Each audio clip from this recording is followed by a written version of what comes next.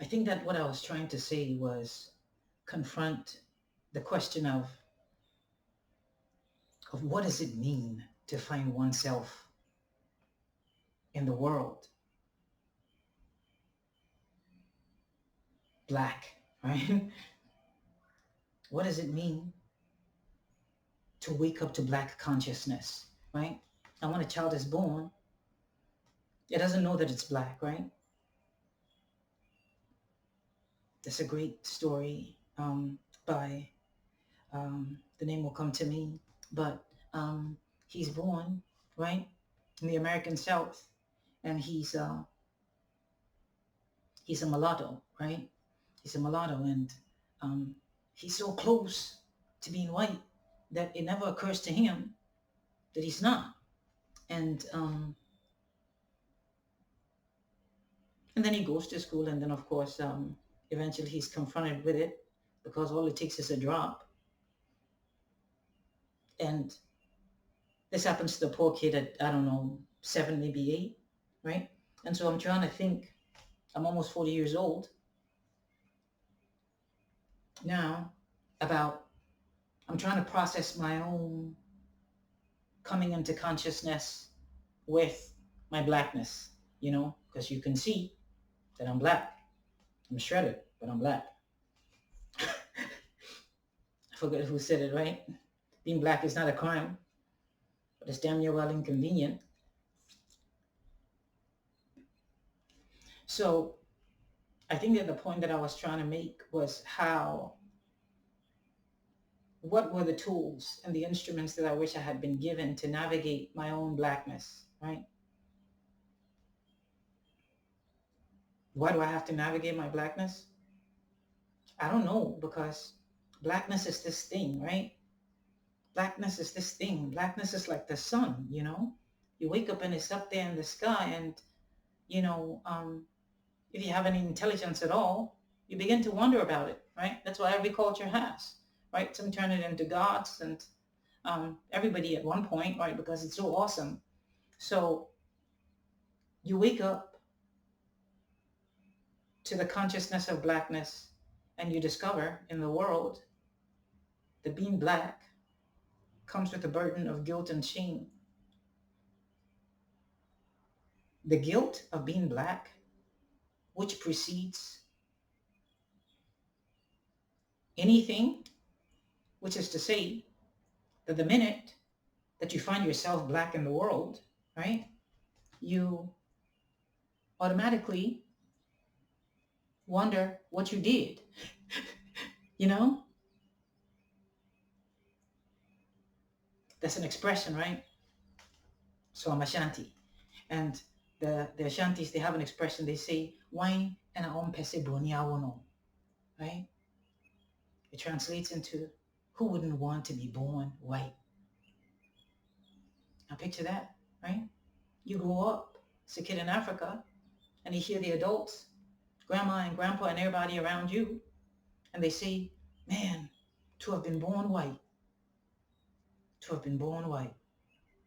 And so that's why I think the guilt comes from, because if you're 10 and you hear your dad say, why don't you ask yourself, Dad, man, I wish I'd been born white, right? And and you don't know this, right? But your body is listening. And so your body and your consciousness becomes aware that you came into the world wrong, that you were born wrong, right? It's kind of like, was it Foucault who said it? That woman is a failed man, right? You begin to suspect that maybe being born black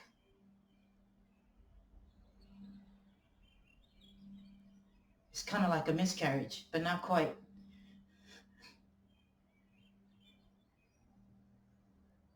That you're here, so we might as well do something with you. And then on top of this guilt, this existential guilt, right? This guilt that is the product of just being in the world and being who you are, right?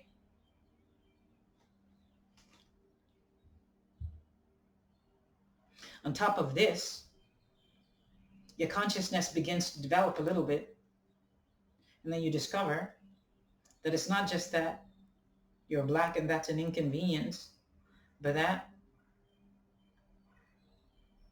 all the black people who have gone before you, that they have nothing to show for their being here, right? Talked about that a little bit earlier. And I suppose that the purpose of this video, I feel like if Jimmy Baldwin had lived long enough, that he would have done this for us to help us process what it means to find yourself in this world and to create meaning out of it, right? To forge something out of your existence.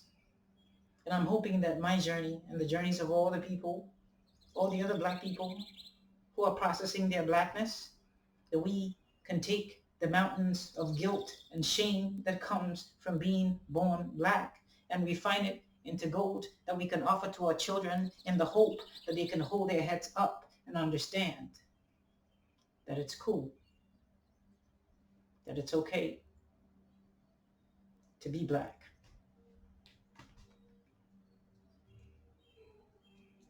So what is the source of this guilt and shame? Like I said, part of it is the recognition that everybody around you, including the people who feed you, clothe you, and care for you, wish on a very fundamental existential level that they weren't who they are, that they were some other people. And then you come of age a little bit and you discover that these other people, that they exist, that they're still alive. And you imagine to yourself, man, how fantastic you ought to be them, just to be them, you know, just to be them. And on top of this, right, society piles on the history and the oppression and the advancement and the retardation, right, of your culture and country and people. And I think that generally, and it took me, you know, like I said, almost at 40 now to come to this realization. And that's how I'm hoping that it might help some kid to discover that wherever this has happened, from Japan to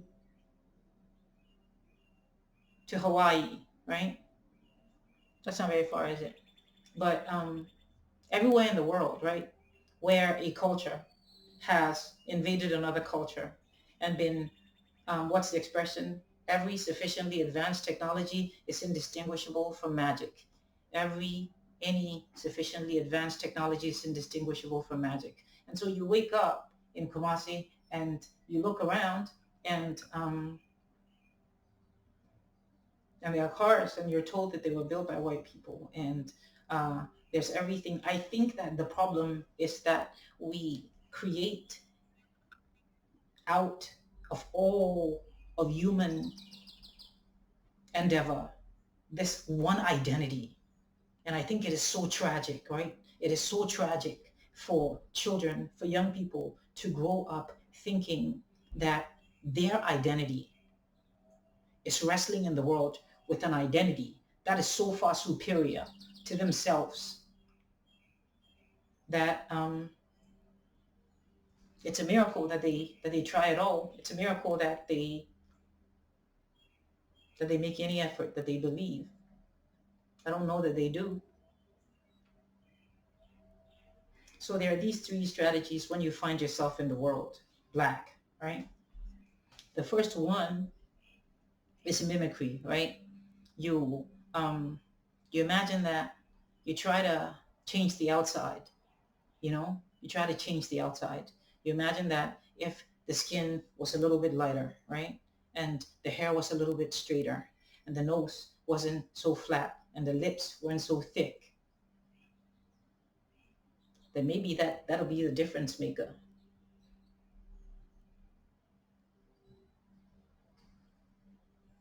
The second one is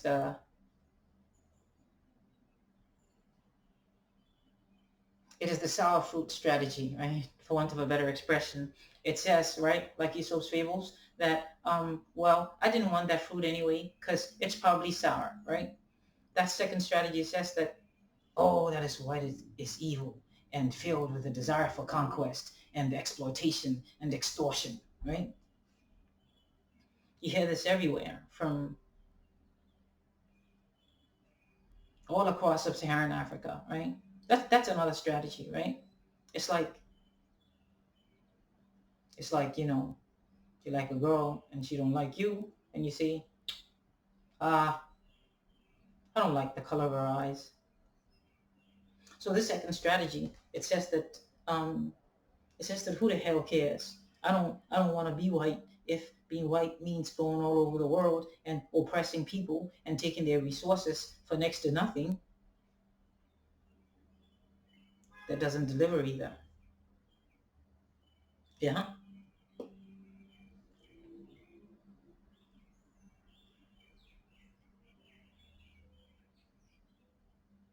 And then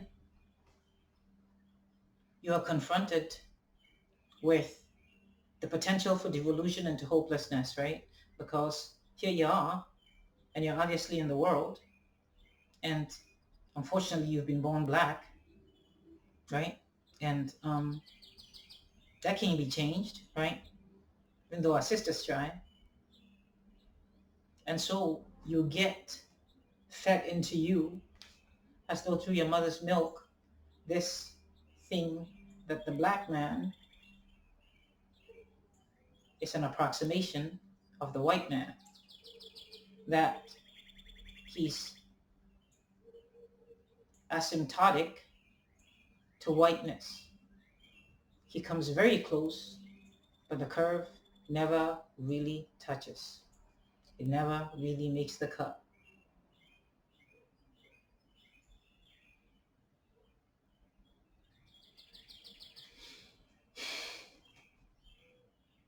I think that one of the things that we should tell all the children, right, um, is that we're sorry that they are born into a world where these ideas have filtered into the very drinking water. And so they are going to wake up one day and discover that they find, I don't know, white women more attractive than black women because you find black women trying to approximate white women, right?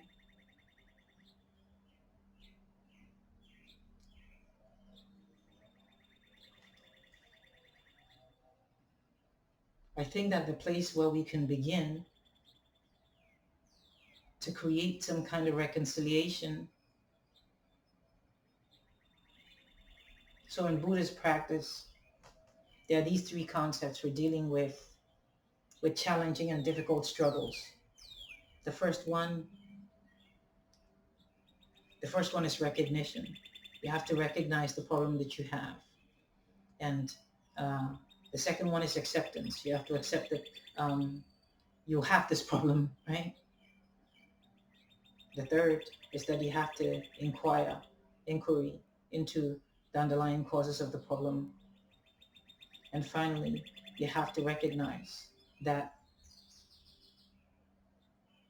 the problem is separate from you, that there's distance between you and the problem, which is to say you have to create some hope that you can solve the problem. And so I think that the first level in which we have failed black people, black children, is that we have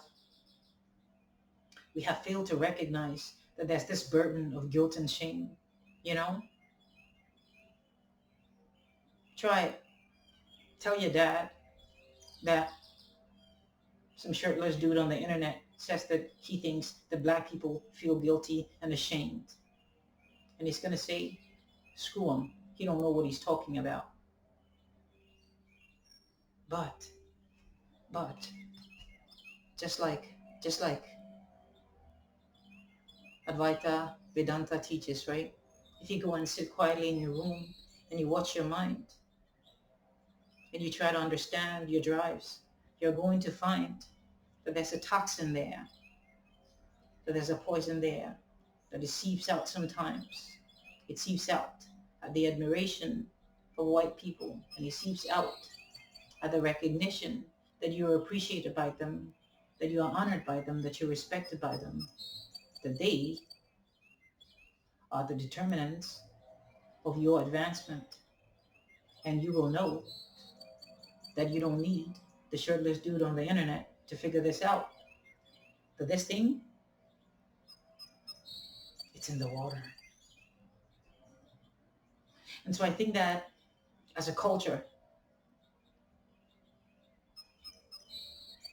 and this is a gross miscalculation, but I needed to make the point that I'm trying to make. That is to say, I don't think that the culture of blackness is singular. I think that there are some commonalities, but there are obviously huge differences as well. But I think that we have failed to recognize this, right? There have been people in our past who have tried, right? Um, Malcolm, Jimmy Baldwin, you know, um, a host of others, right, who have said that let us look at the problem in the eye, right, and not deny it, because I feel like right now we're still in denial, right? Like in America, you have this huge outcry against racism, but you plot a graph that matches on either axis success in the African American community and skin color. And Thomas Sowell has done this, and you discover that in spite of what we said about Michael Jackson, that there's a lot of us that want to be white, you know? And so you have this schizophrenia that is born, right, in the heart of the black man where he hates the thing that he wants to be. He hates the thing that he wants to be. Now, I don't think it's honest to say that that is false. Maybe it's your problem, Charles. Maybe it's you who wants to be white. And I want to say, I hope I don't. But when I look in the world, I begin to doubt that maybe I'm not that good. I can't be surrounded by all these forces and pretend like I'm immune to it, right? I can't swim in this here ocean and continue to insist that I'm not a fish. If I were, I hope I'm a shark, because sharks are cool. The next thing we need to do is to accept it, that it's nobody's fault, when you look in the world. But this is after you've made the primary error, right? The primary error is to imagine that the Spanish and the Portuguese and the Germans and the Serbians and the Italians and the French and the English, who am I missing? And the Dutch and the Swedes and the Russians, that they are all white people, right? Because when you grew up, or I grew up in West Africa, that's what you think, right? But these people that I've outlined, they're about all the rest of humanity, minus the Chinese, the Indians, the Japanese, right? Basically, the Eastern world and Africa. So I think that the primary error that we make is that we need to redefine whiteness for Black people and understand that it's the strength and the power, and there is strength and power and accomplishment in whiteness, even crudely defined. It has discovered a lot and found a lot and advanced a lot, but this has been because of the confluence of the concepts that were outlined by Jared Diamond. And it doesn't excuse us, right? But I think that it should help us to begin to build some sort of framework for having a conversation around the subject of Blackness and Black identity, right? And if we can accept, right? If we can accept that the wealthier a Black man is, the greater the likelihood that she's married to a white woman or a light-skinned woman, right? And again, right, it fits the line, it fits the curve. So something is going on, right?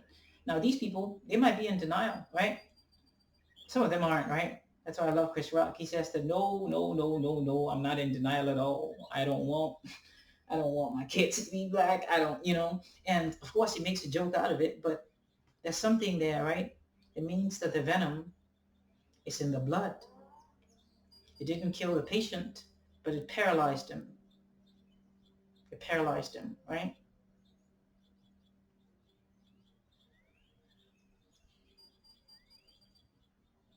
So the black man, right? He's become, he's become like, there's a mushroom, right? That whose mycelia attack, of course it's irrelevant, but so what? Whose mycelia attack an insect. The insect crawls to the top of a tree, and then the mushroom, which is called a cordyceps, it bursts out of the insect's brain and reproduces itself. And that is what black people have become in the world. We have become hosts of the toxin, right? Hosts of this toxin. And the toxin, it waits until our children are born, and inside of them, it bursts forth. And this self-hatred and rejection of self. And you see it everywhere, Um, Black people do not just straighten their hair in Africa, right? They straighten their hair in America, right? It's not just the uneducated, all the way up to the professors. So that's the first thing we need to do. Those are the first two things we need to recognize and to accept that there's a problem. There's a problem with black identity, with mapping its coordinates in the world. And then we need to become curious about the problem. Why does this problem exist? I think that it exists primarily because we forget that the British, they brought a little bit to the table. And then the Germans, right? Like Thomas Sowell identifies, everywhere. The Germans were the creators of musical instruments, right? Pianos and such. And then you picked a little piece from the Dutch, right? Um, Lenses, right? That's how you get Leeuwenhoek, right? And that is why he sees the first bacteria, right? The first microscopes. And so anyway, but that's an old argument, right? I feel like that is well understood. And so I think that I would have liked to have told the 14-year-old me that when you read about science and biology and physics and chemistry and the findings that have come out of it, they have not been made by a white man, but that it is the product of all the collective human knowledge, going back to Avicenna and Al-Ghazali, right? That's why um, that's why alcohol is an Arabic word, right? Because uh, chemistry chemistry has its roots, right, in Arabic culture, right? And uh, and then you begin to come up, right? And then the Indians give us mathematics, and all of these come together that create the superiority and the supremacy of the white races over the colored races. And I'm hoping that if we could understand this, then we could perhaps know that if you are an Ashanti and you live in Ghana and you don't know what they know in Sierra Leone and the Gambia, it is the equivalent of the French not knowing all that has been learned by the Germans and the Dutch and the Russians and the Chinese and the Indians. But that is the problem, right? That is where we find ourselves in Africa, is that um, we came late to the game again, right? Through the nexus of all these forces that came into play, guns, germs, and steel. What I'm hoping this video is for is that if you wake up at 16 and you're black and you're beginning to wonder whether you're cursed to go through life, hoping that the fairy godmother might touch you with a wand and make you white, that you perhaps could find an alternative, right? An alternative way of navigating that space. And that's why I think it's so crucial to teach our children about meditation, because in meditation they can create distance between themselves and all these fears and anxieties and all these denials that we have about ourselves. And if we can perhaps put some distance between ourselves and these fears and these anxieties, then maybe we might have a chance to triumph. I think that there are many reasons why sub-Saharan Africa is underdeveloped and impoverished. One of them is that there's a lot of guilt and shame about who we are, and you cannot profit off of what you're ashamed of, right? You cannot profit off of what you're ashamed of because you're too busy giving, right? Csikszentmihalyi says that the capacity for human processing is 128 bits. And here you are giving 60 bits to wondering why you weren't born white. And so you only have 68 bits to solve all the rest of the problems in your world. So of course you're going to lag behind, and of course you're going to fall behind because you're competing against a people who do not have that handicap. Also, I like to say to 16-year-old me that this has been the same everywhere. You know, after the first contact with Western culture, the Japanese made heroes out of Jefferson and really just completely. So this is the first thing that happens to a culture, right? When it encounters a sufficiently advanced culture and it identifies its discoveries with magic, is that the forces that have organized that society, they implode, right? If Conformity says that he's a magician and that his god is powerful, and the man shows up with a Gatling gun and shreds him to bits, the whole village goes back and they say, what now? Here's Anochi and he's all shredded. You had to mop him up because the man, right? He has bigger gods, mustn't he?